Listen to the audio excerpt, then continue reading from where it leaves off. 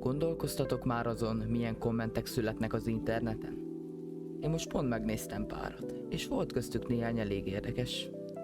Van, amin csak mosolyogsz, van, amin elgondolkodsz, és van olyan is, amit egyszerűen nem tudsz hova tenni. Például itt van nekünk Zolika. Mit vagy ez a szfér? X-Famot 13 Témba Mediatek Dimensity 8200 Ultra processzorral!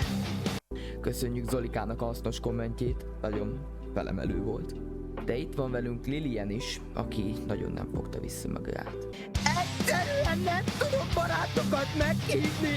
Valami szívvel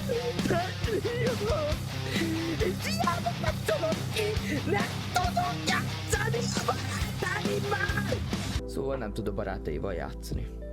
Hát ez kurva nagy probléma ebbe a mai világba, bazd meg.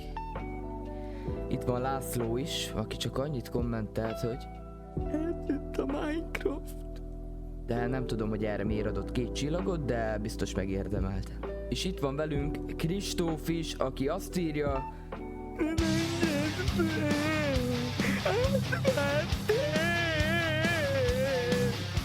hát igen, ilyen ez. De már átvertél.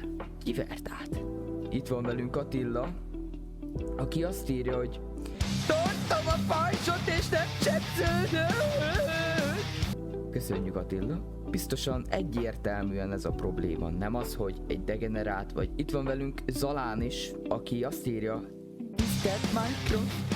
Kérem, tegye ki a könyvedet! hogy lehet ilyet írni, bazd meg? Hogy a faszomba lehet ilyet írni? Én nem, én ezt már nem. Itt van velünk Simona is, aki azt írja, ez a játék jó, 1 csillag. Köszönöm, hogy itt voltatok velem ebbe a mai részben, ennyi fért ebbe most bele. Tetszett a videó, nyomjatok egy lájkot, illetve iratkozzatok fel. Következő részben találkozunk. Sziasztok!